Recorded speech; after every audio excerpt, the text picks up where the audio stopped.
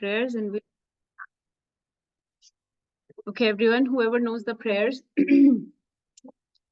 please start. Om Ajnanatimirandhasya Jnananjanashalakaya Chakshurunmilitam Yena Tasmai Shri Gurave Namah. Shri Chaitanya Manobhishtam Sthapitam Yena Bhutale Swayam Rupa Kadamayyam Dadati Swapadantikam. Vandeham Shri Guru Shri Yuta Padkamlam Shri Guru Vaishnavamscha Shri Rupam Sagrajatam Sahagana Raghunathanvitam Satam Sajivam Sadhvetam Savadutam Parijana Sahitam Krishna Chaitanya Devam Shri Radha Krishna Padan Sahagana Lalita Shri Vishakhanvitamscha He Krishna Karuna Sindhu Deenabandho Jagatpate Gopesha Gopika Kanta Radha Kanta Namostute तप्त कांचन गौरांगी राधे वृंदावनेश्वरी वृषभानुसुते देवी प्रणमामि हरिप्रिये वाञ्छाकल्पतरुभ्यश्च कृपा सिन्धुभ्य एव च पतितानां पावनेभ्यो वैष्णवेभ्यो नमो नमः मूकं करोति वाचालं पङ्गुं लङ्घयते गिरिं यत्कृपातमहं वन्दे श्रीगुरुदीनकारणं परमानन्दमाधवं श्रीकृष्ण चैतन्य ईश्वरं हरे Krishna Krishna Krishna Hare Hare Hare Ram Ram Ram Hare Hare. Hare Krishna. Thank you everyone for joining. My name is Nārangi Devi Dāsi. That's my spiritual name, and my birth name or Karmi name is Natasha Gupta, and I'm a doctor. Wishing you a very happy New Year 2025. Already 1 month is gone. So we are a little bit late in doing this because I try to do something like this at the beginning of every year to pump everyone up so that they can make the best use of that year. So we don't waste any precious time and try to live an extraordinary life. So I titled this "Living an Extraordinary Life." Please, Prabhuji, if you have, you can sit on the couch. Kids graciously vacated, so please sit. Yeah, you will be able to see the screen better. I think it's harder to see from there. So I titled this "Living an Extraordinary Life," and all of you, I think, are already living an extraordinary life. Who thinks they are living an extraordinary life? Yeah, we have to, right? We have to live an extraordinary life. So I can't say that I'm living an extraordinary life. I'm trying to get there where I can call my life extraordinary.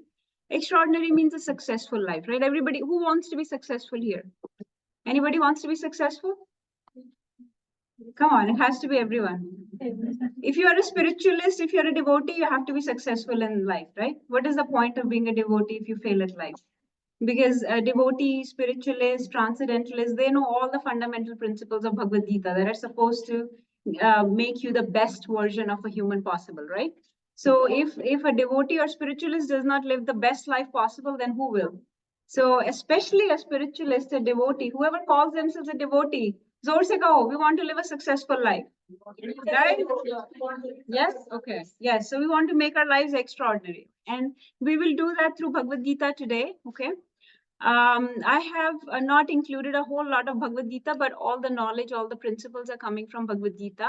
And I will just try to give you some fundamental principles, some takeaways that you can hopefully start applying. These are all very practical application things that we'll talk about. So let's start. So this is, first of all, I want to give credit to Navya for putting animations on this PowerPoint. Thank you, Navya. In our life, there are various aspects or dimensions of our life, right? We have a family life, a social life, we have a professional life, and we also have a spiritual life. We have a personal life, right? We have various aspects of our life. So these four are the four wheels that drive the car of our life. There is spiritual, family, professional, and personal life, right? These four are the key aspects, the main aspects that we try to nourish, right? Everybody does that. So, and this is what I used to think. So I used to think that the car needs to be driven on these four wheels. But now my understanding has changed after reading Bhagavad Gita, and I understand that actually this aspect, the spiritual life, is not just one of the wheels of the car. It is actually the fuel of the car. It is actually the center of your life. It is not just one dimension of your life. It is actually the foundation of your life on which your professional life, personal life, family life, social life, everything else stands on that foundation. So it's the root of the tree, which has then many branches.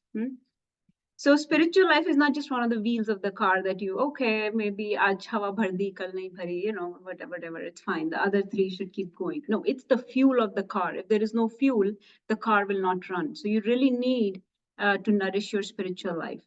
And so for that, we have Bhagavad Gita. This is a quotation from Albert Einstein. He said, I have made Bhagavad Gita as the source of my inspiration and guide for the purpose of scientific investigation and formation of many theories. So, Einstein, a great scientist, a great physicist, right? He was using Bhagavad Gita. He says here, he was using Bhagavad Gita to formulate many theories for his scientific investigations, for his scientific experiments. So he was using the principles of Bhagavad Gita for that purpose, for such a scientific purpose. At the minimum, we can use Bhagavad Gita to conduct our life. Can we not? Even if we don't understand Bhagavad Gita as much as Einstein did, we can't use it maybe to conduct scientific experiments, but can we use it to make our life successful? Yes. Can we use it to make our life extraordinary and become the topmost version, become the best version of yourself possible? Yes, right? Bhagavad Gita can do that. So, so Einstein here, and then so many other, there are so many motivational speakers, so many philosophers, so many authors and scientists, and so many people, the great thinkers of our time, historians, they have given credit to Bhagavad Gita for their success, for living an extraordinary life. So many politicians, so many celebrities. And this needs to really become the foundation of our life.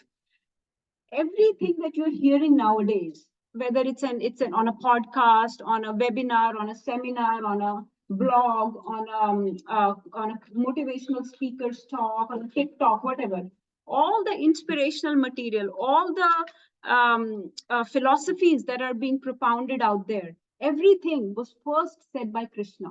Krishna said it first. It is said, who wore it first or who wore it better? Krishna said it better and Krishna said it first. Okay. So our times are changing, our external situations are changing, the world we are living in keeps changing all the time, we know that.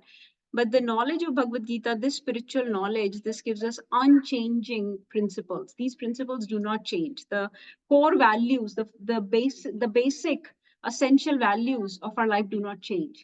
If we live our life by these essential fundamental principles, there is all success, all extraordinary life is guaranteed. So let's dive into that. So most people are living on this platform. Most people, 90% people are just surviving in this world. But then there are people who are actually living. They are doing a little bit more. They're enjoying with their life also. They're making money. They're going places, doing things. A lot of fruitive activities, so-called sense gratification. A lot of things people are doing. So they're living. They're living their life. But then there is another platform of people who are not just surviving or living, but they're actually thriving. This is where we have to get to. We're not just here to survive or live. What I'm going to tell you today is to thrive. And please, kids, please hear this very carefully because this is very valuable for all of you, teenagers and everybody that's going into teen years. We have to thrive. Okay? Especially, like I said, a devotee has to be thriving in their life. It does not mean anything if a devotee is not successful and thriving in their life. So the principles that I'm going to tell you today, they are to achieve greatness, excellence, mastery, self-mastery in everything that you do. Okay. We are not just going to lead a life. We're not just going to live a life. We are going to lead our life. We are going to really grab our life and take it in the direction that we want it to go. So we have to lead, we have to be the captain, the master of where we are going.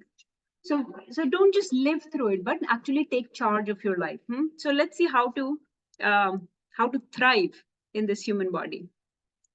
Some of these principles you have, a lot of you have maybe even seen some of these slides, so please bear with me. We'll get to some new content in a few minutes. This is the basic most principle. We'll start with the first principle of Bhagavad Gita that I think everybody knows, and this is the core principle of success. Everybody knows this, but I guarantee you that not even one person in this room or anywhere applies it.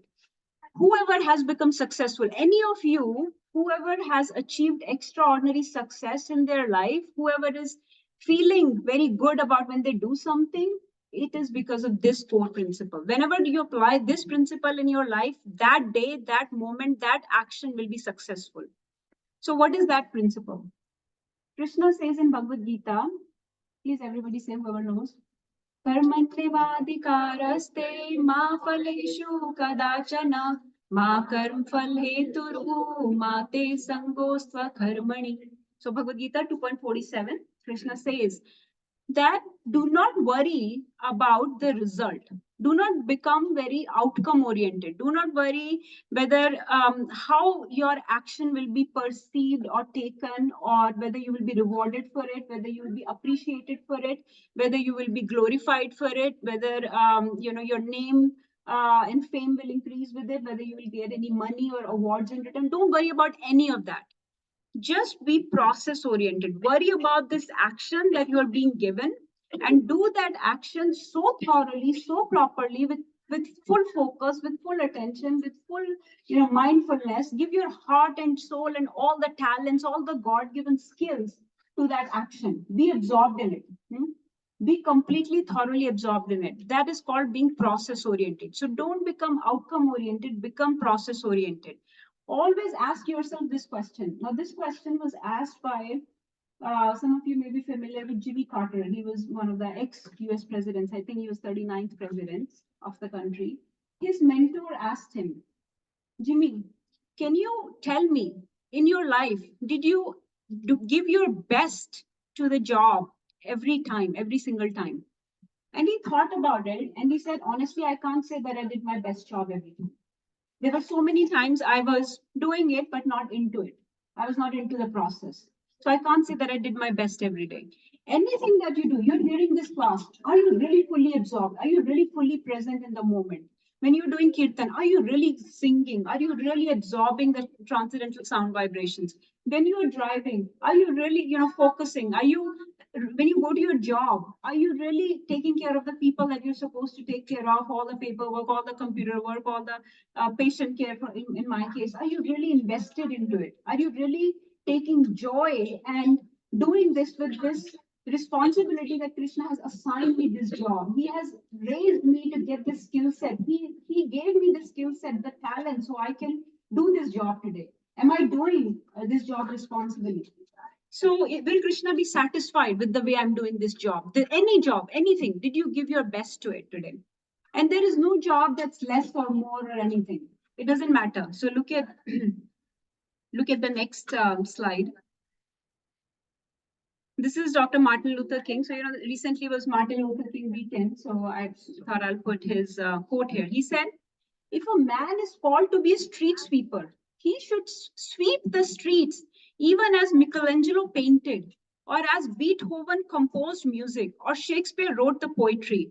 He should sweep the streets so well that all the hosts of heaven and earth will pause to say, here lived a great street sweeper who did his job well. Can we say that?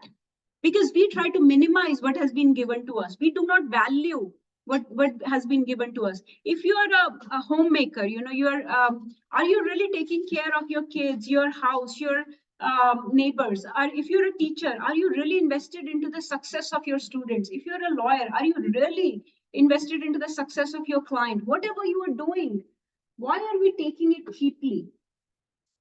Anything that you've been given, it could, I'm not saying it has to be profession, it could be anything, nothing is minimal, should be minimized. Everything as a human that we do is very valuable service that we do for each other, for our society, for community, for your kids.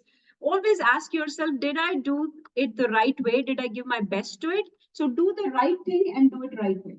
This is one mantra to take away from that words. Do the right thing and do it the right way. Do not do it for external rewards. Who here likes to be in control of the situation? Everybody, we want control, right?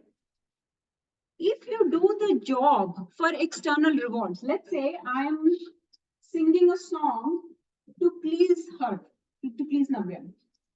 Now, as soon as I say I'm singing it to please her, did I give the control to her? Yes. So I gave away the control. So as soon as you do a job to get something from someone, to get something from this world, to get something back from this world, you have given away the control. Your control, your power lies in doing that job to the best of your ability. Were you present fully in that job or not? So don't do it for external rewards, because your motivation for the job should be intrinsic, not extrinsic. It should not be external. And remember, all the things, all the rewards that you will get anyways, they're all temporary. They will always be material. They will not last very long. So don't make it about money, fame, titles, credentials, designation. Don't make it about that. Do what's right, do it properly, and always ask yourself, did I do my best work? Okay. It is a tendency of our mind, actually. Mind tries to minimize the responsibility that has been given to us. It always tries to live either in the past or the future. So it always tries to minimize what is going on in the current scenario. My past friends used to be very nice. I had such a great time in college, or in future we will go there and do that. So we are always either in the past or the future. We are never present. So be present. So if you do that joyfully, if you do that properly, that is the best reward that's possible. It doesn't matter. Success will come automatically. Actually, Mother, can you grab my bag from me? I want to read something. I have a book that I wanted to read from. This is a couple of verses from Krishna in Bhagavad Gita. So 2.47 is Karmanyavadikaraste. Then he says, perform your duty equipoised, O Arjun, abandoning all attachment to success or failure. Such equanimity is called yoga. So he said, don't worry about success or failure. Don't worry about that. It doesn't matter. Just do your job properly. I want to read something from this wonderful book. I don't know if some of you have read this book. It's called Man's Search for Meaning. It's by Viktor E. Frankl. He was a doctor, a psychiatrist. And this book is about his experience in the concentration camp. So he was a survivor of Auschwitz. He was in Auschwitz.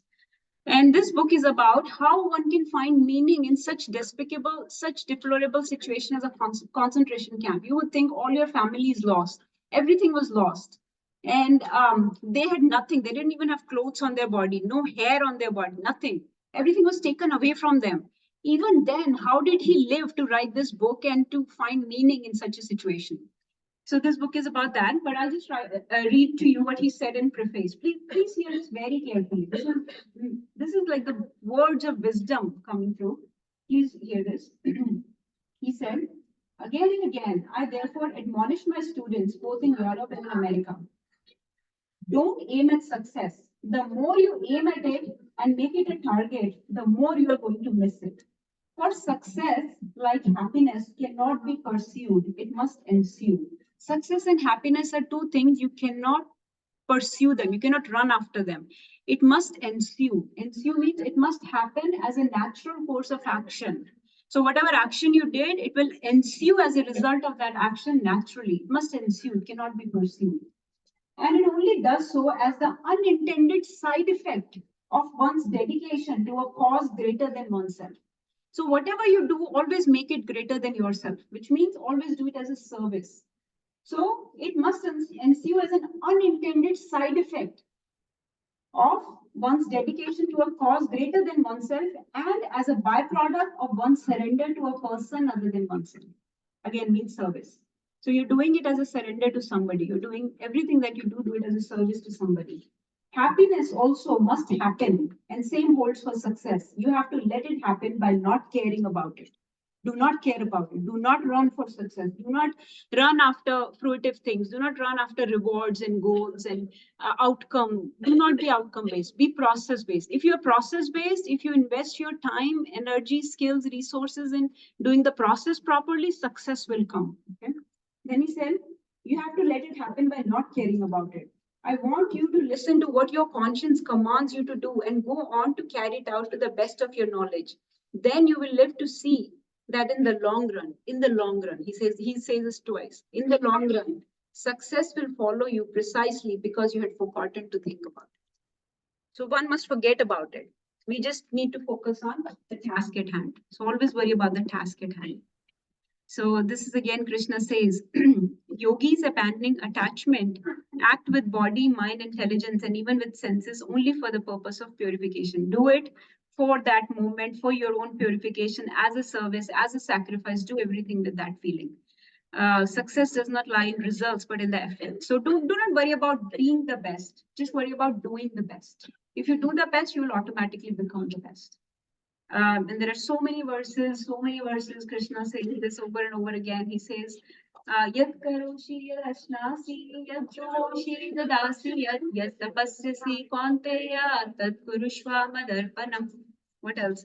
Mai sarvani karmani sannyasi adhyatma chetasa nirasir nirahankar nirmamo bhutva yudhyasva vigajvara. Just with full energy, just fight this battle. Forget that this is for me. Nirasir nirmama. Don't think that it's done for you. It's not done for you. You're not fighting for yourself. Fight for me. Just fight this with great energy. Vigajvara, with energy. So I'll wrap up this principle. This was the first principle I wanted to talk about. There are 4 things that I like to do. This is from my personal realization. So sharing some things that I think really work. So it is said, be consistent, build a routine. Okay, every day do something to move towards your goal. Do things as a routine. Don't wait for inspiration to strike, because Krishna says in Bhagavad Gita that we operate under 3 modes, right? Mode of goodness, passion, and ignorance, and they keep alternating. Most of us stay either in mode of ignorance or passion. So, you know, this was the principle used by great writers, painters, sculptors. They used to do that thing as a routine every day. Like the great painters, they'll paint every day for a few minutes. Great writers, they always write a little bit every day for a few minutes. It's like building something brick by brick. You have to lay a brick every day. It's like building a huge building, a huge cathedral, a temple. You have to lay a brick every day. So do it consistently. Don't think, oh, when the inspiration strikes, then I will do this. Inspiration will never strike. Just for example, you want to exercise. Decide, do it as a routine. I'm going to exercise 20 minutes, 15 minutes every day. If you do it as a routine, do you think about brushing your teeth? Nobody thinks about that, right? We don't wait for inspiration to strike. It has to be done as a routine. So these things that you're working towards, whatever your goal is, if you want to lose, I'm just making it up, you want to lose 20 pounds, you're working towards that goal. So do something about it every day. Slowly, brick by brick, step by step, keep moving forward. There's a Chinese proverb. It says, journey of 1,000 miles begin with a single step. So you have to take a step every day, 1 foot in front of another, and keep walking like that. Okay. So consistency. Don't wait for inspiration. There are no mistakes. We know that nothing happens in this world by accident. Who says some things are just by chance or happen by accident? Things happen by chance. No, nobody, no takers for that. Everything is planned, right? Everything is very, very intricately planned by the Lord and its various representatives. Everything is plugged very intricately in this world. So nothing happens by mistake. So if you stumbled and fell, or you made a mistake in your goal, something didn't work out, it didn't go well, whatever, that was not a mistake. Grow through it, learn through that experience, and overcome that obstacle and keep going. So failure is just a stepping stone to success. So just learn, improve, and grow through that problem. There is nothing that is a mistake. Just my Guru Maharaj says, every time ask, what is the lesson here? Learn that lesson and move on. So what is the lesson? There is no such thing as a failure. Just take your lesson and move on.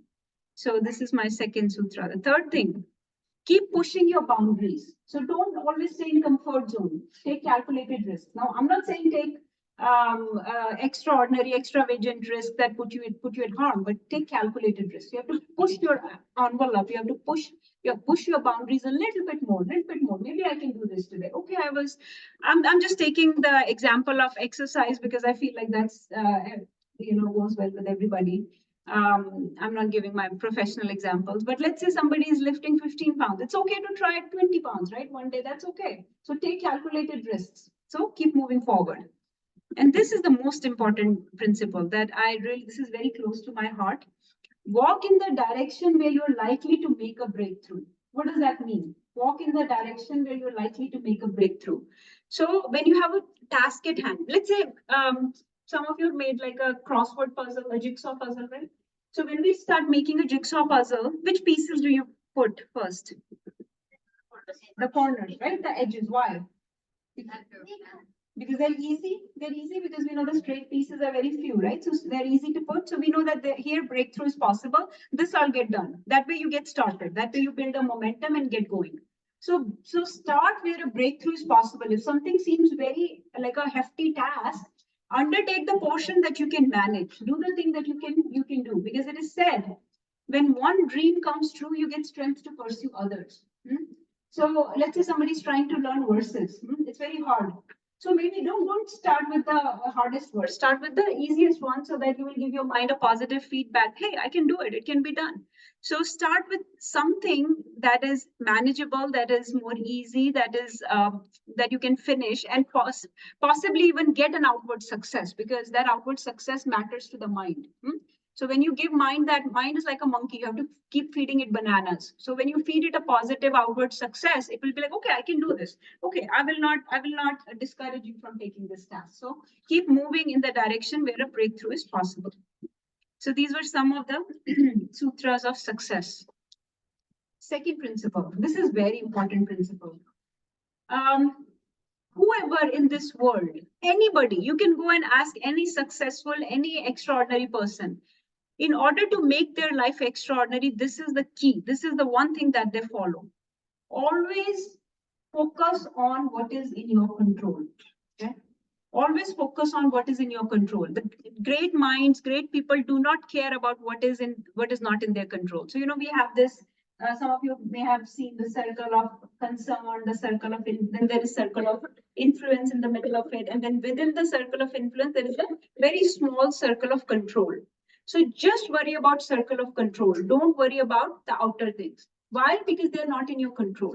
You can't do anything about it. For example, other people's response is not in your control. Other people's emotions are not in your control.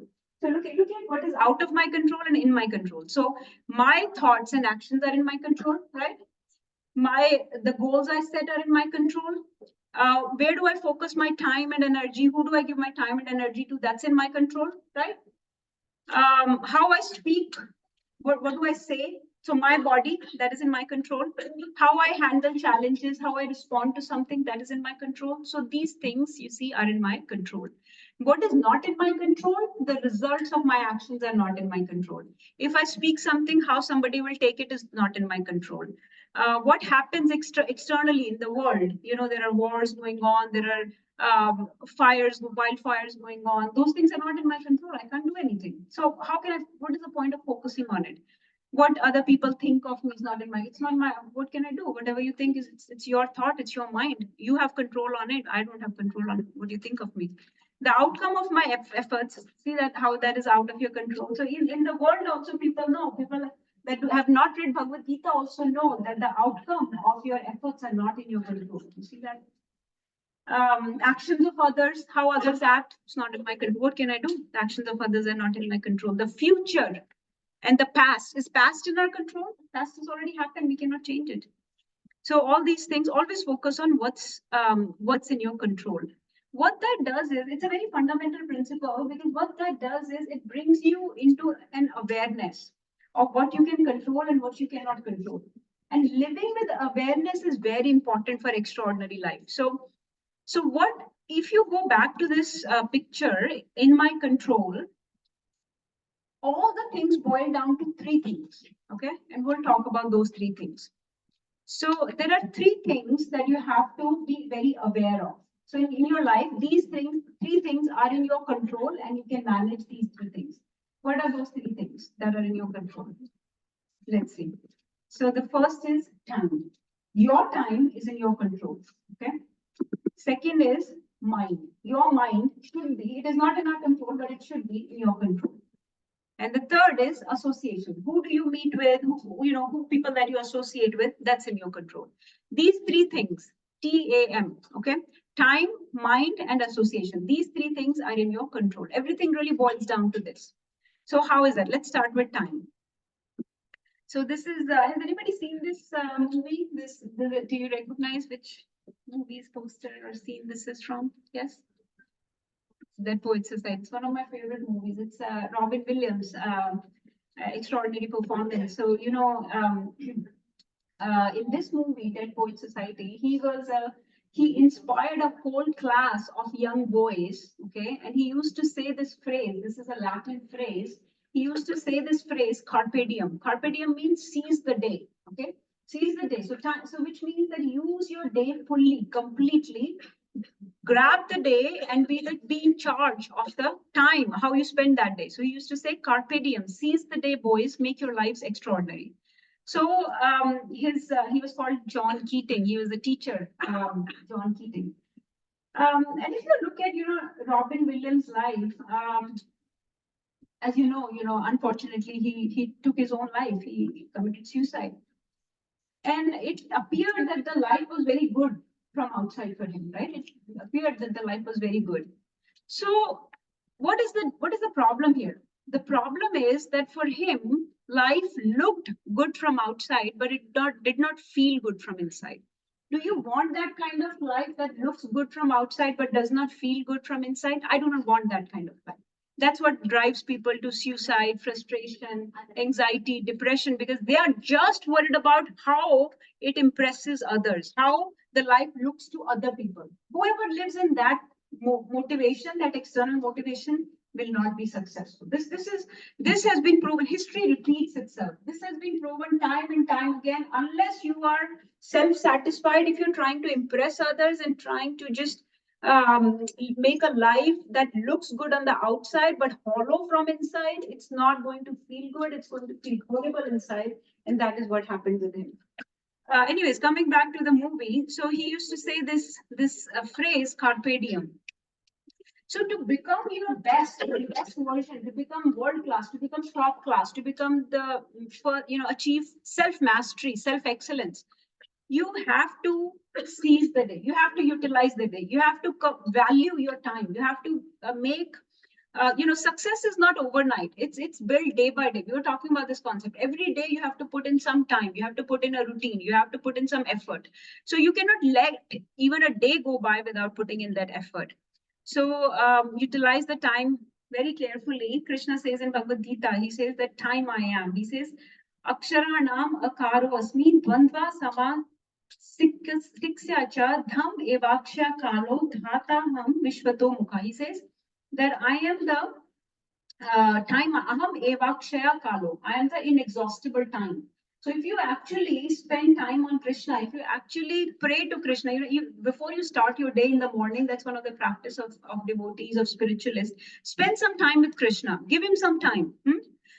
Express your heart to him. This is what I want from myself. This is the qualities I want to develop. These are the qualities I want to get rid of. These are the people I cherish in my life. This is the goal I want to achieve today. These are the people I want to help today. This is what I want to accomplish at work today. You can open your heart. He's your best friend. He says in Bhagavad Gita, I'm your best friend. So you can open your heart to him and you can pray to him, call out his names, and Krishna will expand that time. He says, I'm inexhaustible time. And we have seen this. Whoever has done this practice in their life every day, chanting the names of Lord, spending some time in prayer or meditation in the morning, they'll see that the time actually expands for them. He also says again in Bhagavad Gita, he says, Kalo asmi lokakshaya krit pravriddho, that I am the time I am, and have come to take away these people. So, and this is another quote that I have. This is from a very famous Greek emperor. He said, Know that you're getting up to do the work of a human being. There was no time to stay under the covers and stay warm. So it's not cheap that you've been given this human body. You have to get up. You have to get on with your life. You can't just stay comfortable in the covers and say, okay, I don't feel like going to work today. Oh no, thank God it's Friday again. TGIF, right? People say TGIF. Thank God it's Friday. But you have been given this great human life to make such a contribution to the world. You can make changes in people's life, in your life. You can do so much with human life, and you're just taking that cheaply and wasting it away. So there is no time to just waste like that. So time management, very, very important. We already talked about this journey of 1,000 miles. So always have a routine. If you have a routine, then time will not be wasted.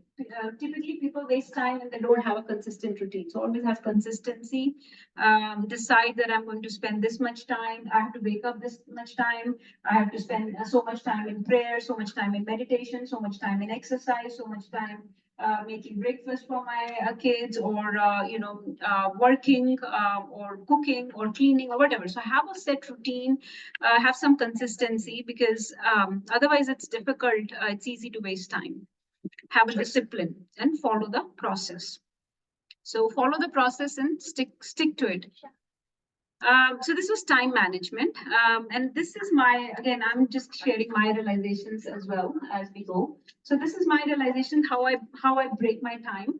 So grossly, these are the things that I give time to. Self-care, hobbies, creativity, professional goals. This I have kept on the top because these are must-dos or hope-tos. Like I want to do these things. These things nourish me. Domestic work, and now when I say relationships, I'm talking about the relationships that are draining, that are like professional relationship or things like that. Social commitments, we all have a lot of commitments, we all have a lot of gatherings, programs, festivals, things like that we have to attend. So social things. So in this category, these are sort of have tos, some things that you have to do. So in this category, I break it down into what nourishes you versus what drains you. There are certain things that will drain you, like certain relationships, certain social commitments, and certain domestic work. So be kind to yourself, say no to those things. It's a big principle these days. So one of the principles these days is that, the teaching before used to be that say yes to everything. But actually, the current teaching is say no to everything. Say no to everything, because whenever you say no to something, you're saying automatically you're saying yes to something more important. So say no to something unless it has some big role in your life. Say no to everything and say yes to only the things that really matter. So be kind to yourself. So distinguish between what nourishes you versus what drains you. Out of these top things, you can decide what are the must-dos, things that I have to do every day, like certain professional goal that I have to do today, versus that I hope to do in long run. Like I can't do it today, but I want to do in a year or 2 years or 5-year plan that I want to accomplish in this much time. So in this way, I like to divide my time.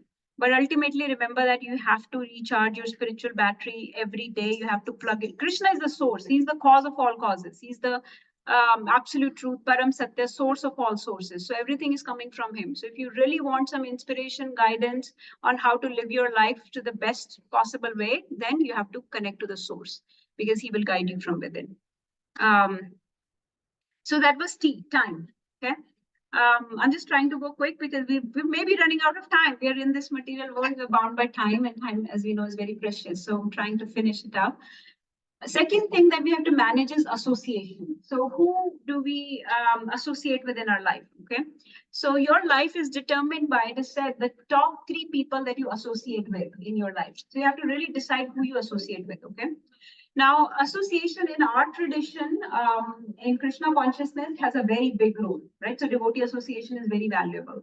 I'm not talking about that association. I'm not talking about positive association, because devotee association is positive association that should be grabbed. If you are negligent towards that devotee association, then that can be actually harmful to your Krishna consciousness. So that should be nourished, no doubt.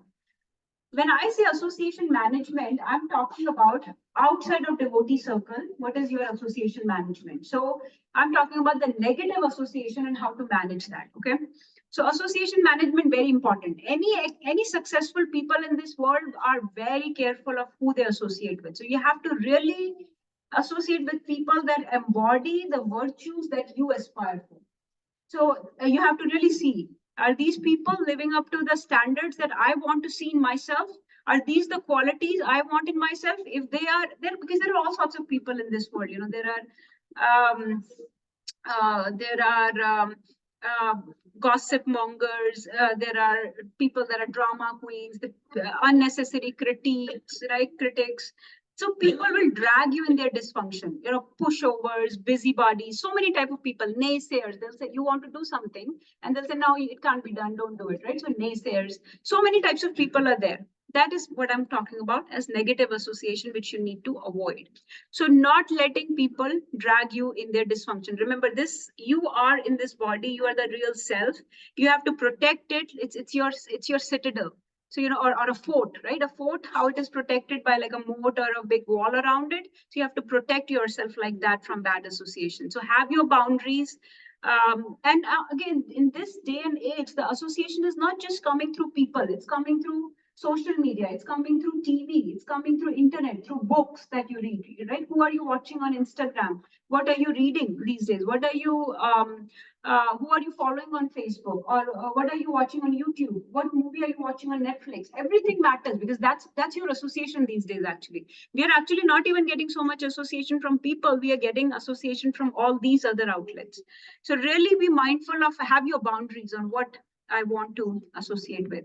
So the concept is quick no, quickly say no, I don't want to associate. Long yes, think very hard on who you want to associate with. So very intentional, very deliberate yes, and a very quick no. Because have you heard of this phenomenon, FOMO, fear of missing out? So we have this phenomena in this world, but actually, like I said before, if you say no to something or someone, you are saying yes to something or someone more important. So this is create boundaries, learn to say no, mind your own business. Very important. People are too much into other people's business. Don't be interfering in other people's business. Create your space, your preferences, protect your opinions, and respect yourself. Respect your opinions. Don't be distracted by the paths of those that are hopelessly lost. So there are people you'll be able to identify that are lost in this world. So be in the company of the like-minded people. Because we have our time, energy, everything is very limited. We have very finite time, we have very finite energy, finite resources, finite emotions. We cannot spend it whimsically, willy-nilly on anything or anyone. So you have to be very careful. Okay, so that was association.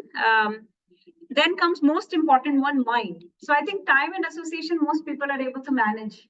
Mind is the hardest one. And Krishna has answered that very wonderfully in chapter 6 of Bhagavad Gita. This chapter 6 is called Dhyan Yoga.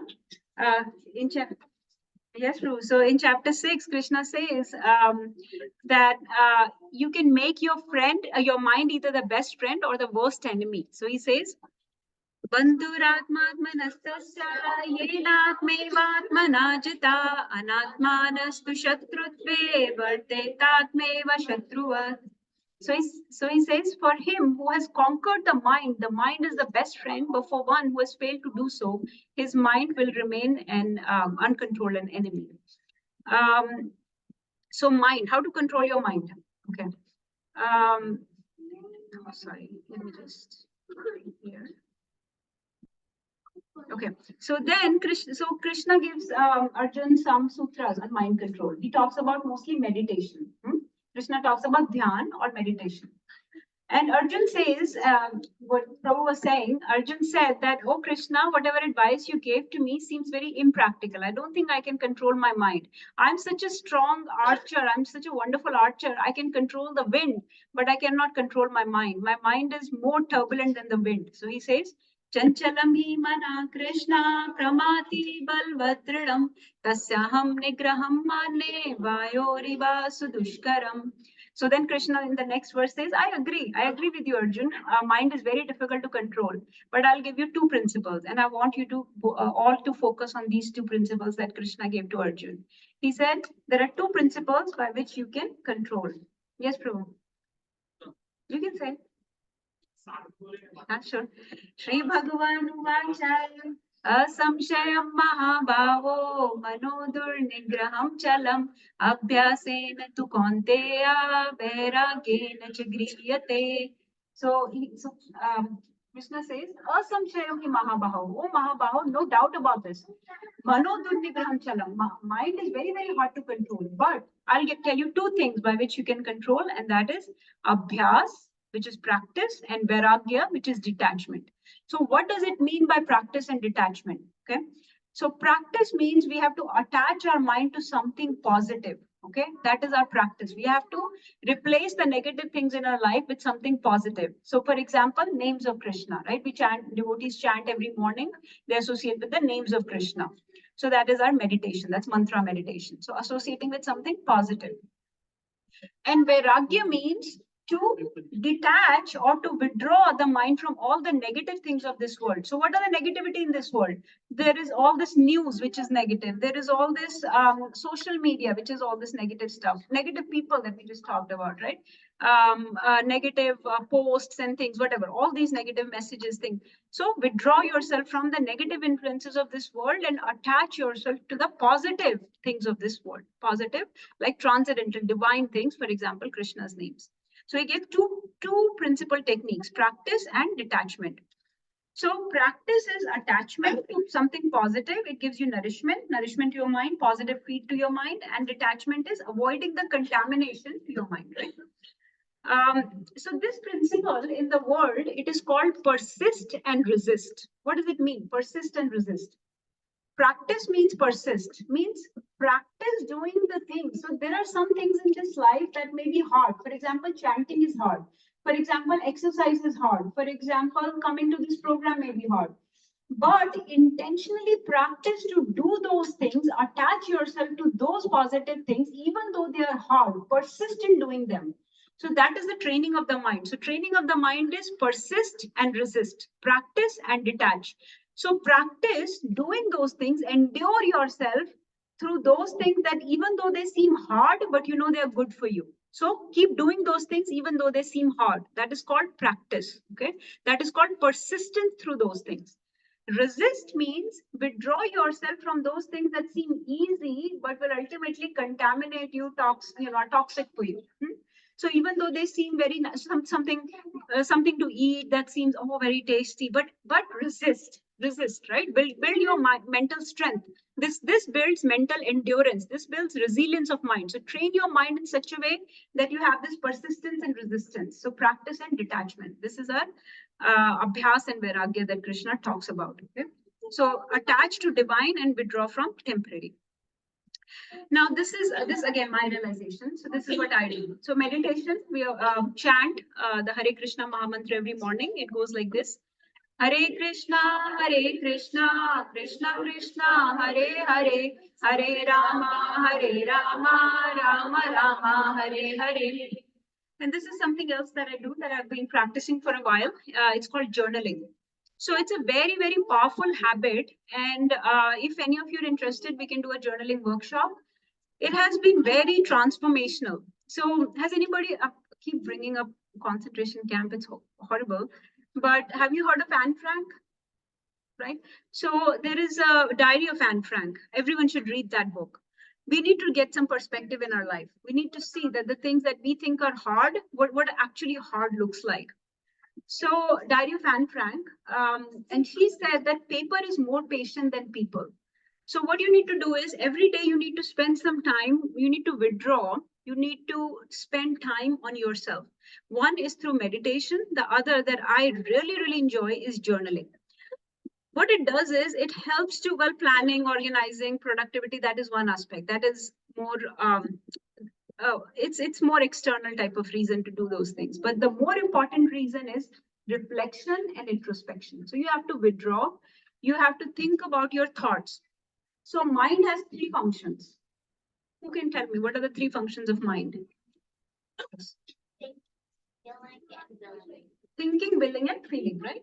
So thinking means thoughts. Mind gives us thoughts. Willing means mind gives us desires.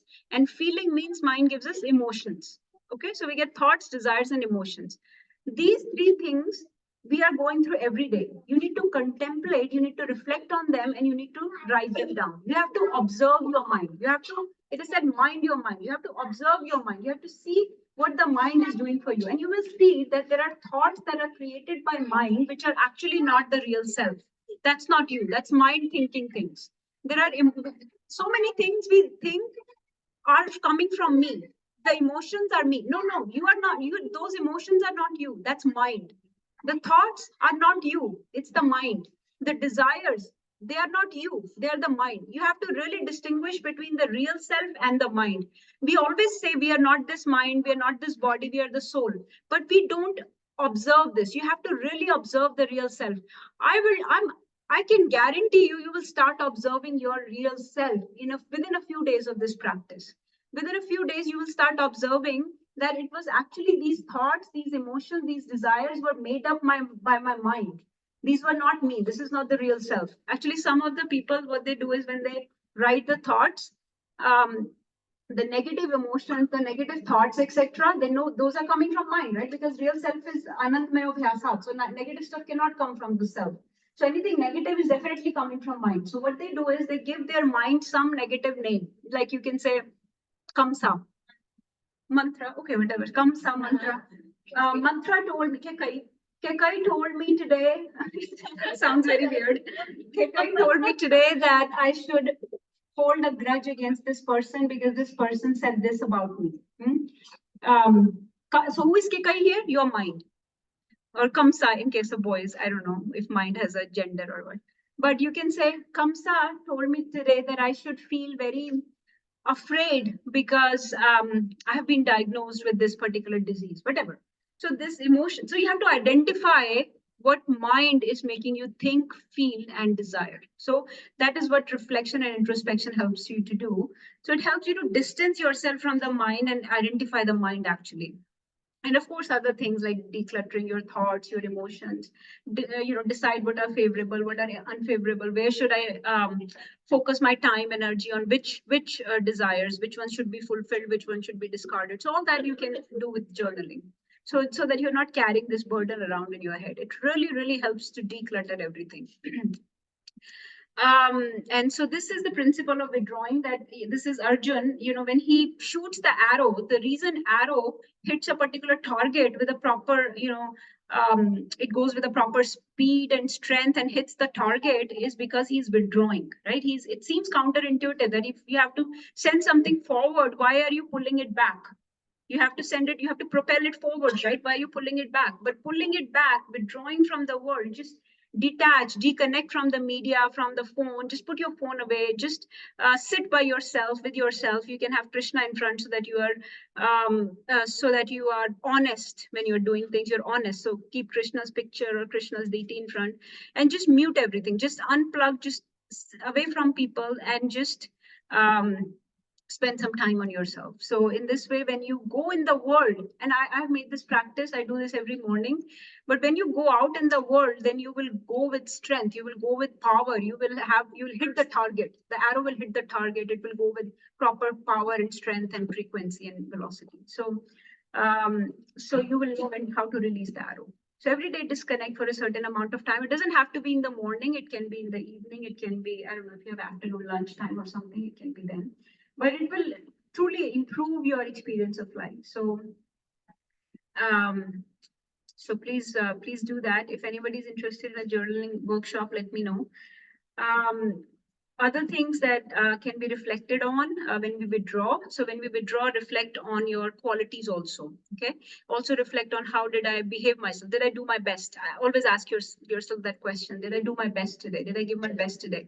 If I got provoked in certain situation, why did I get provoked? Why did I talk like that? Why did I behave like that, right? What contribution did I make today? Did I help someone today? Give some gratitude and blessings always. So always, I'm deeply grateful for this person. Or I'm deeply, you can even say this. You don't even have to journal it. You can even say this to Krishna, right? I'm deeply grateful for this person in my life today. I really want to send up a prayer for this person. It could be anyone. It could be somebody at the job. It could be some unknown person on the street that you don't even know. This person smiled at me, whatever. So you give blessings for people. If it's somebody's birthday, give blessings in front of Krishna. Even if you don't talk to them, even if you don't meet with them, or you don't get to, just say the blessings. So those are the things you can do. Reflect, really reflect. And this is very important when you are withdrawing. We always think about quantitative growth. Like I said, we always worry about what looks good on outside. So we think about, okay, I did this course, or I earned this degree, or I made so much money, or I'm at this level in my job, this promotion I got, this skill set I acquired, right? So these are all external things. This is quantitative growth. This is our to-do list. But we should also have a to-be list. What do I want to be? What do I want to be, as in how I want to improve, how I want to be more forgiving, more patient, more tolerant, more loving, more kind, more gentle. I want, how I want to communicate with people, what kind of relationships I want, what kind of personality I want, what kind of personal qualities I want. So to be is also very important, other than just what to do in this world. So those are some virtues to think about. And of course, I told you about chanting, a very important practice, meditation every morning. If you can, then every morning. If not, then every evening. And remember that it has to be a routine. It has to be a set number. You have to decide that I'm going to do this number of rounds every day. Because if you don't decide, then the mind will just trick you and say, oh, I don't feel like doing one today. So just decide I'm going to do 4 rounds today, 6 rounds today, 5 rounds today. Don't let the mind trick you. This is just something everybody likes this. Okay, this is another concept. Again, I think this is the last concept I'll talk about. We talked about success. We talked about time management, association management, mind management. In mind management, we talked just very briefly about journaling and meditation. And this is the 5th point, be a lifelong learner. So always be learning. So learning means what? Learning means what? Does it mean taking courses? Does it mean earning degrees? Does it mean going to college? Does it mean adding more degrees or credentials after your name? Is that the learning I'm talking about? So what does it mean being a lifelong learner? Yes. Learn lessons and everything. Yes. Always look, there is always a lesson to learn. There is always a lesson. So every situation, every person is going to teach you something. So always be a student, always be a student of something. And now those external things also matter. So always be engaged in learning something. One of the things that it helps with is when you're learning a skill or something, it keeps you humble, because it keeps your ego down, it keeps you grounded, because you realize, oh, this is really hard. This is really hard to do, and other people are doing it, and I'm not able to. So this keeps your ego down as well. So because you're struggling at something new, so like learning a new language or something. So you're struggling, learning to swim at 50 years of age. You're struggling, right? So that keeps your ego low, and it keeps your brain sharp, your body sharp. So always be a student of something. So this is called, there is this concept in the world, fixed mindset versus growth mindset. So we should have a growth mindset. So you can see on the right is the growth mindset, and on the left is the fixed mindset. So fixed mindset says that they are logged in. They're done with all their learning. They don't want any feedback. They don't want any critique. They're scared of making mistakes. They think I will never be that smart. They'll give up. They say, I already know what is best for me. I don't have anything more to learn. This is good enough for me. So that is a fixed mindset. Whereas a growth mindset is that I want feedback. Tell me how to improve. I want to learn, improve, and grow. I want to improve. I want to practice. I'm not scared of making mistakes, because with every mistake, remember, you learn, right? No mistake is an accident. Everything is there to teach you something. So, and they say, I won't give up. They have that attitude. So that is a growth mindset. And this is again this similar picture, fixed mindset versus growth mindset. So there are 2 kinds of people in the world. So I hope that we transition towards growth mindset in this year. Again, this is my daily practice, something that I like to do. So the first thing is to win the morning. So get up in the morning. The extraordinary people, whether they are great celebrities, whether they are politicians, sports stars, poets, philosophers, thinkers, whoever, they win the morning. They get up in the morning. You can see anybody, whether it's I don't know, many examples are given, like Narendra Modi or Akshay Kumar or Amitabh Bachchan. They all get up in the morning. You have to win the morning. So you can, and again, we discussed about having a routine. So you can have meditation routine, journaling, exercise, praying, sitting in front of the DT, plan the day. Extraordinary people will do more things by 9 a.m. than that maximum people won't do till 6 p.m. in the day. So that's the difference. Then second, read every single day. Remember we talked about association? So our association is not really coming from people these days. Our association is coming from media, books, everything. So read every single day. In our tradition, we have so many books. We have Prabhupada's books. We have so many supplemental literature of spiritual books. And then there are so many lives of great men and women out there that you can read about. Like I was reading this book, Man's Search of Meaning. So read scriptures or wisdom books. Just learn. Just always be looking for inspiration. Always be looking for guidance. So read every single day. Exercise. Now, we are not exercising for vanity. We are not exercising to look good. We are exercising to push the limits of our mind. Because who is in control? No, who is in control? Real self. The self is in control over mind and body, right? So we are showing the mind and body that, hey, I am the master. I'm the one in control. So you develop a resilient mind. You push the body to bring the mind and senses under your control. You make them obedient to you, right? You make them obey you. So that's the point of doing exercise, and of course for health reasons also. But living a strenuous life, making your life a little bit uncomfortable every day. The concept these days is don't be living in a lot of conveniences and comforts. Always look for things to make you uncomfortable, because where there is discomfort, that's where the growth is. So if you take elevator versus stairs, where is the growth? The growth is in taking the stairs. So always be looking to get uncomfortable. I know I asked you to sit on the couch, but actually it is said to sit on the ground, right? So then I talked about journaling already. Eat well. I think you all know about eating. There are many people, devotees in this room that can give you that seminar on eating. Avoid distractions, live very mindfully and focus on the task at hand. This is the first principle that we talked about. So be very careful of distractions from people, social media, wasteful habits, and live very, very, very mindfully, very, very carefully in this world. So all these principles are coming from Bhagavad Gita, and we have many, many Bhagavad Gitas here. Please let us know if you would like one. We are starting a course on Bhagavad Gita end of February. We have already finished it once, and we have finished other couple of supplementary books as well. But we'll start Bhagavad Gita again in February. So please let us know if you would like to join. I don't know if this quote will make any sense to you guys, but this is how I feel about Bhagavad Gita. This is one of my favorite authors, John Green. He said that I fell in love the way you fall asleep, slowly and then all at once. It takes time to fall in love with Krishna or with Bhagavad Gita or with spiritual knowledge, with this wisdom. But once you do, it's like falling asleep, then you're deep asleep. So in this case, you're deeply awake. You're very, very, very awake actually. So, it happens very slowly, but then it happens all at once. And this is another thing I really feel about Bhagavad Gita, that sometimes you read a book, it fills you with this weird evangelical zeal, and you become convinced that the shattered world will never be put back together unless and until all living humans read the book. This is also by John Green. So please read the book. So this is what Bhagavad Gita does. It gives you the wisdom. It makes you a sober person. A sober person is somebody who knows their identity. So Krishna gives you the identity. You are the soul. You are not this body. You are not the matter. You're not the mind. You're not the intelligence. You're not the ego. You are the soul. So Krishna gives you your identity. Krishna gives you the true nature of you, that you are a servant. You're not the Lord.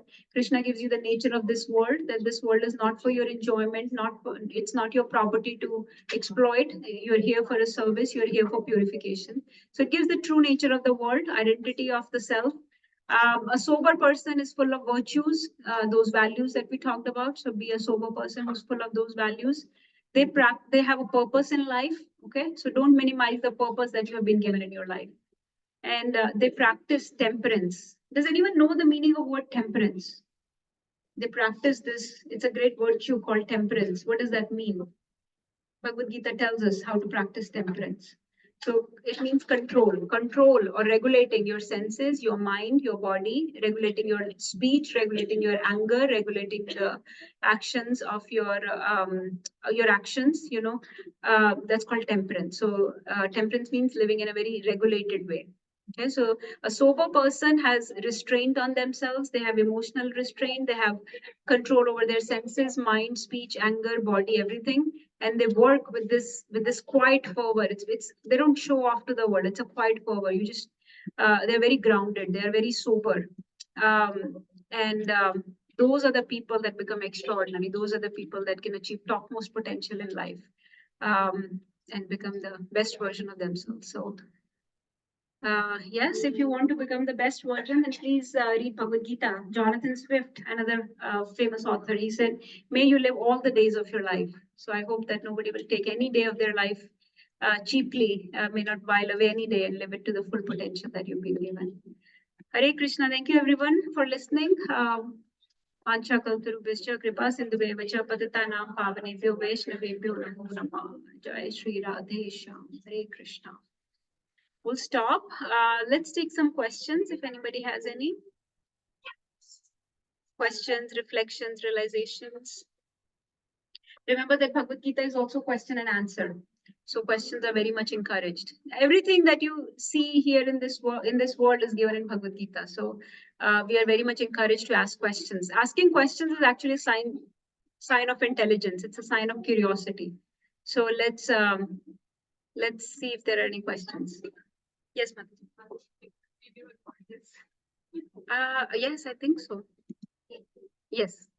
That's what I would do. I feel like this need to be listened multiple times. I agree with you. Any questions, Mataji? Who wants to share their? Yes.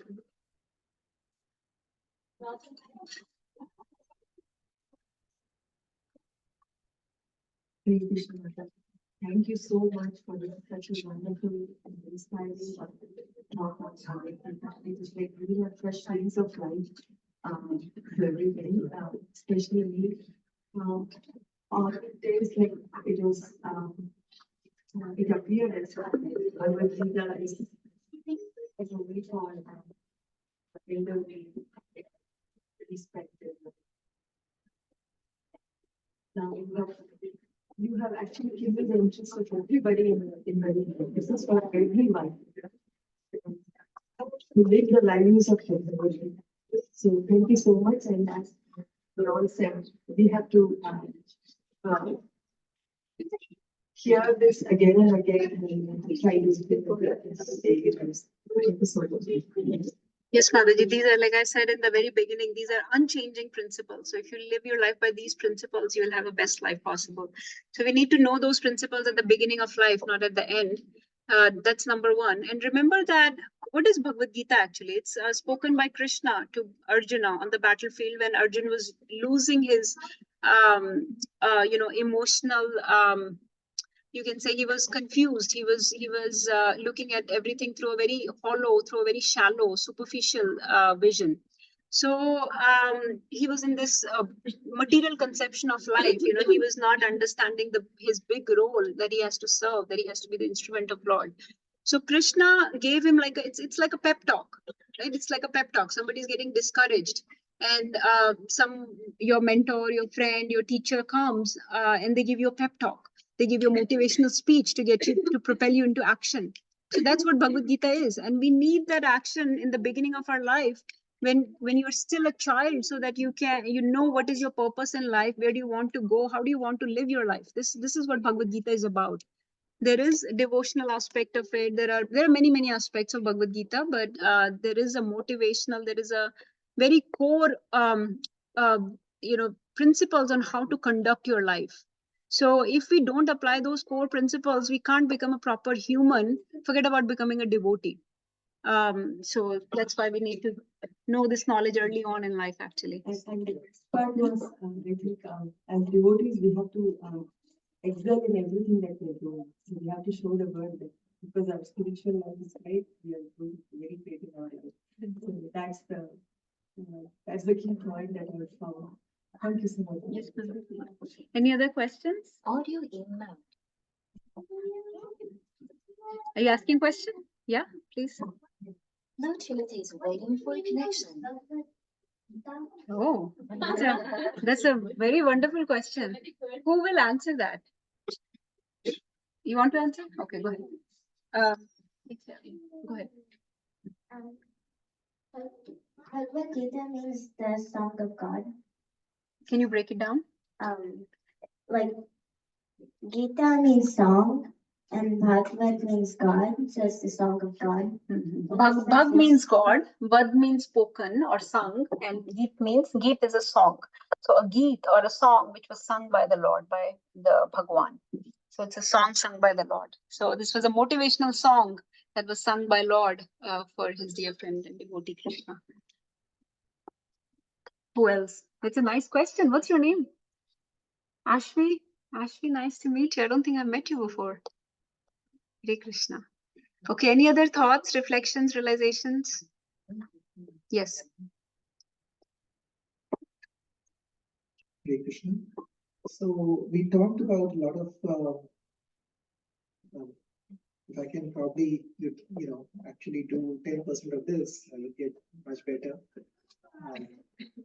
So one question I have is how to prioritize that one. So two things. One is how to prioritize what to focus on first.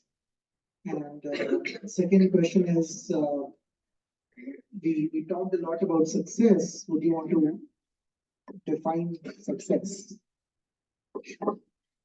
So let's start with the first one. So how to prioritize something, right? So the things that you will be able to do with priority are the things that you really want to do. So if your why is strong, then your how will happen. So you have to see why you are doing something. Like, let's say exercise again. I'm going back to that example because I think that resonates with everyone. So why are you trying to do that? If your why is strong, if you're trying to become healthy, right? You're trying to lose some weight, then even though it is hard, even though it takes a lot of struggle to get up in the morning, to get dressed, and you have to spend some money on equipment or whatever, on some membership, whatever. But if you want to get healthy, since your why is very strong because you now started suffering from some disease, some diabetes, blood pressure came up, your why is very strong. So then you will be able to make it work. So then it will automatically become your priority. So which means, going back, if you want to do something, you have to have a strong why. Okay. So typically in our tradition, it is said that make spiritual life your priority. Prioritize that in the morning. Do it first thing in the morning, because that is most important aspect of our life. That drives everything else. That's the fuel of our car. So even though we don't feel like chanting, we don't feel like getting up, we're not able to focus. Our mind is swaying here and there, not able to focus on the names. Still do it because it is a priority, because it is important, because your why is very strong, because you need to please Krishna. You're doing it for your guru, you're doing it for your teachers, for your mentors. So do it. Right? So your why has to be very strong, only then you will get it done. So that's what I was saying. When you journal, when you write, when you think about your actions, think about why am I doing something, and make your why strong. Like people are not able to go to work because they don't see very much value in it. That's why add value to your work. Remember that whatever work has been assigned to you, it matters. It is a service you are doing to the Lord. It is somebody's relying on you to show up that day. You can't just call sick and things. You have to show up for people, for your job.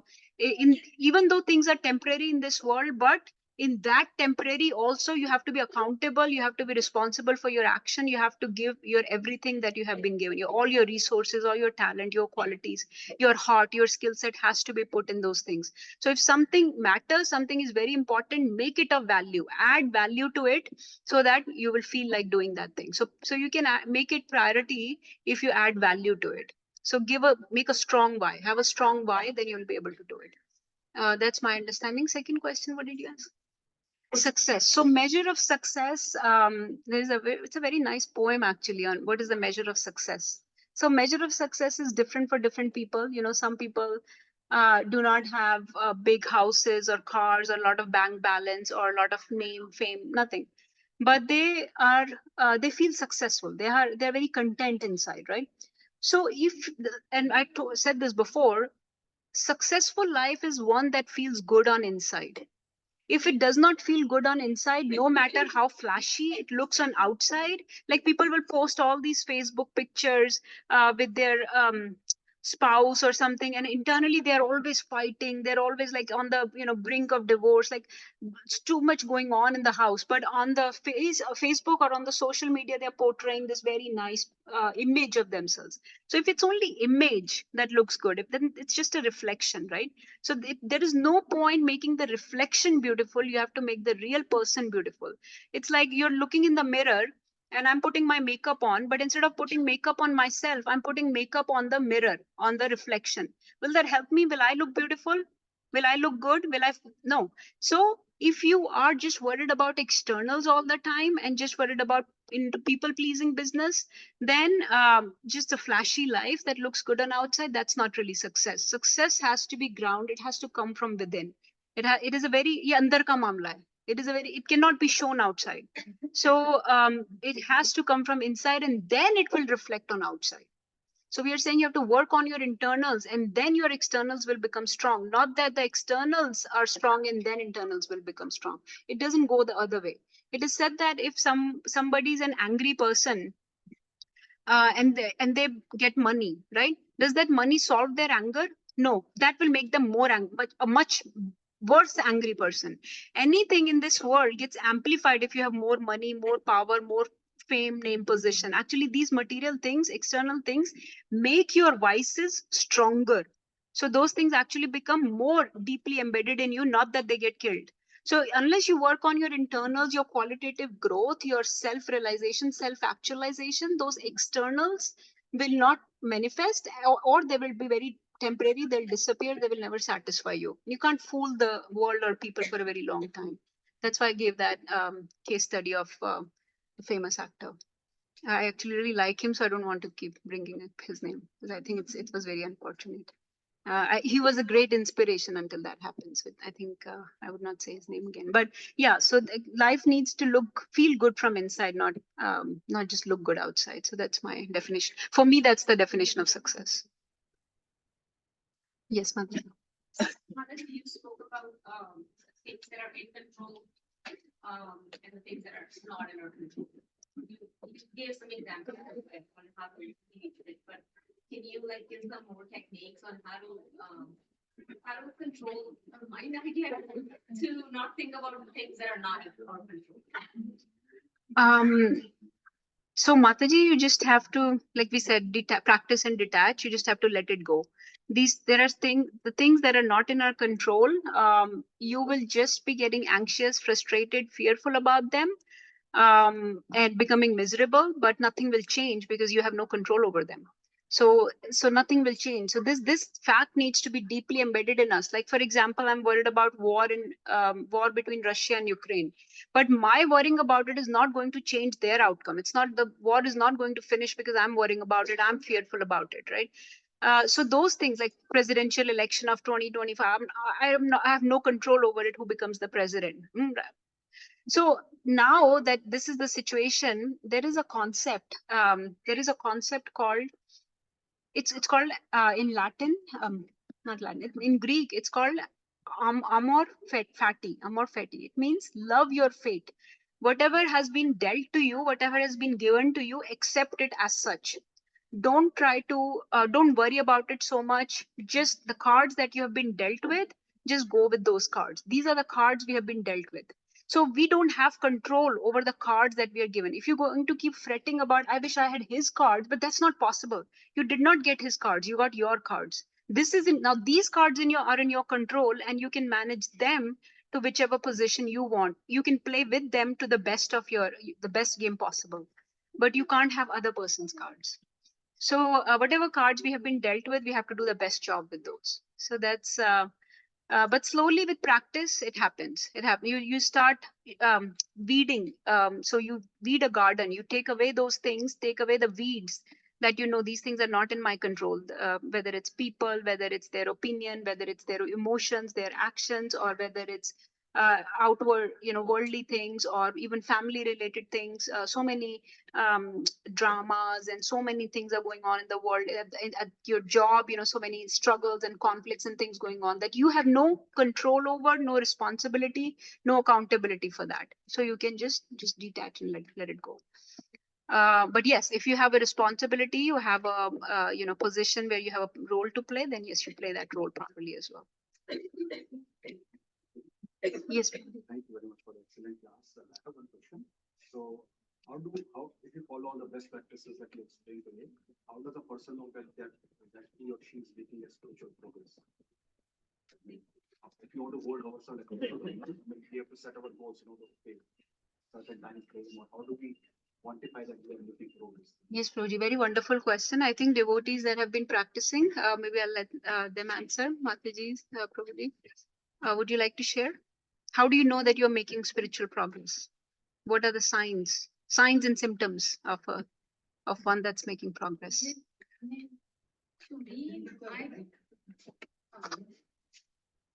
To me, the way I know that I'm making spiritual progress is I'm enjoying now chanting in the morning. I find a way to do my rounds, and I find a way to go to my public classes of because that kind of gives me internal peace. So I know I'm doing spiritually. I'm trying to also associate more with devotees.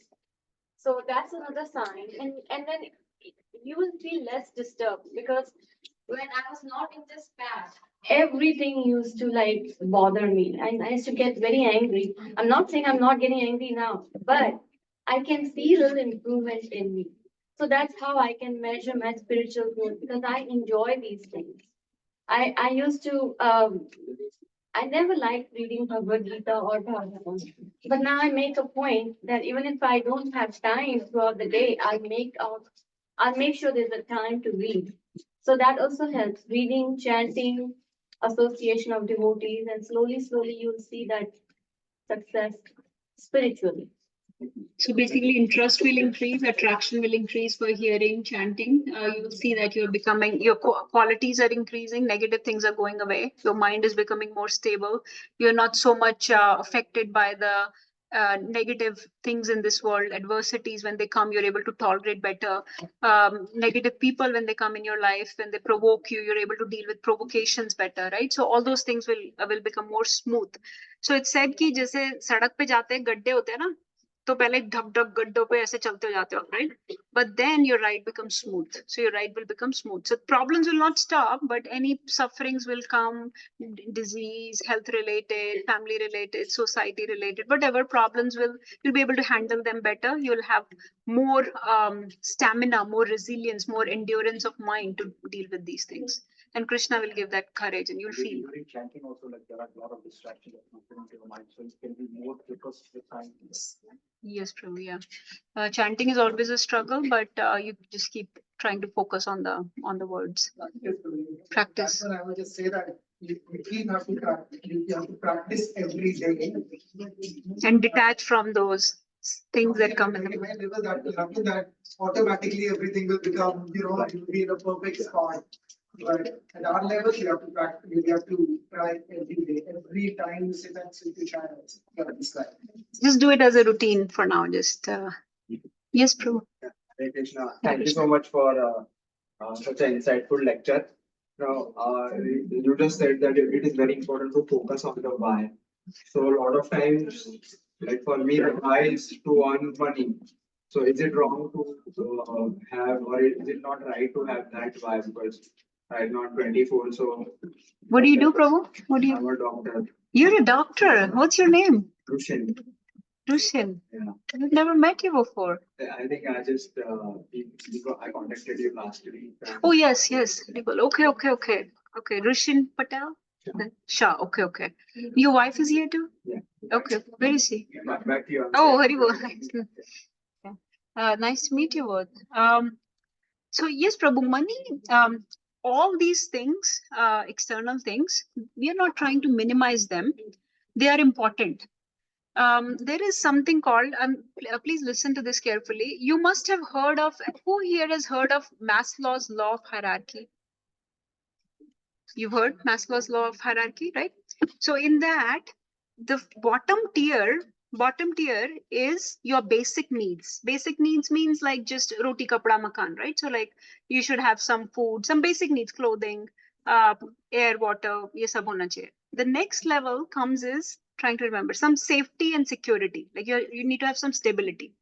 So we need those things. So we cannot minimize those other needs because we are soul is embodied. It's in a body. So body needs to be taken care of.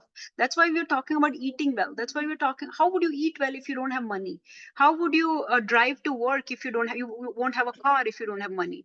How would you, anything in life, you need money, right? To clothe yourself, to look presentable in front of others. So you need money. So we don't minimize that. That is needed. That stability, security for your family, for you know, for your kids.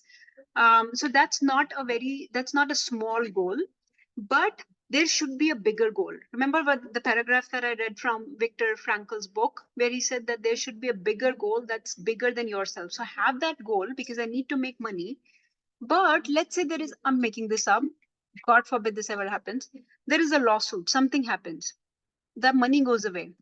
If that was the only reason you were working for, you'll be suddenly very depressed, very fearful, right? You will not be able to practice medicine properly again because you had a bad negative thing. You know, the thing that you were relying on was taken away, right? So if that's your only goal, then it can be taken away because material things are very temporary. They can be lost, they can be taken away. In a stock market, money can be lost, right? So many ways money can be lost. So have that goal because we need to have a stable body. We need to have a functional body to contribute in this world.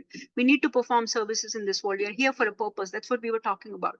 So for those, we need to eat, we need to clothe ourselves, we need air, we need clean air, clean food, money, everything. So all those are not small things. We need them, but have a higher purpose that I go to work also to serve my patients. I have this unique training that very few people have in this world, and I want to make a contribution. I want to touch the life. It's not a small matter that these 20 people are coming to see you in the office today. I want to touch their life. I want to really contribute to their life today. So that if that's the goal, then even if money went away, let's say, that goal will still stay, right? Because that's in your control. Nobody can take that away. Nobody can stop you from touching somebody's life and making a positive contribution in their life. That will never be taken away. So just have a bigger goal as well. Does that answer? Yes, Prabhu. Yes, Mataji, thank you so much. You summarized everything in such a way that nails down to one thing: bring change in our life. I was just listening to one of the podcasts lately, and the point that you resonated with me is that also you mentioned that being gentle and loving to yourself is the topmost thing. If a person starts to have a kind of a non-negotiable thing that I got to do this, and for whatever that it doesn't happen that day, then blaming yourself for not getting it done is not going to bring the change and not going to make you a better person. So that journaling technique that helps, whether it can be written down or it can be talk to yourself, like internal talk. And so that was a very good point that I like, and I'm like, I heard again just within a week. You have to be very gentle and loving to yourself. Don't have a blame talk with yourself. Then only any change that we bring in our life can stay. Otherwise, it's going to be very temporary change, and it's not going to stay with us. Then everything else depends on the Krishna. He told first practice and detachment. So anything that we struggle with can be only overcome with practice. Yes, Prabhuji, thank you so much. We'll stop for today. So the 5 key points: success is in the action that you do, not the outcome, right? Be really focused on the task that's given to you. Be mindful, do it lovingly, give your heart to it. Number 2, manage your time, your association and mind really well. We gave some sutras on how to manage your time, association and mind, and be a lifelong learner. Always be learning, always be improving, always be growing. Everything teaches you a lesson in this life. So always be learning something. And then I had these tables. Let me know if you would like to have any more such sessions on like ancient wisdom connecting to modern life. We can do that, or on any such workshops we can arrange in future. But we'll start Bhagavad Gita on February 23rd. Thank you everyone for joining. Really grateful to each and everyone. Thank you to Mataji by saying Hari Bol 3 times loudly.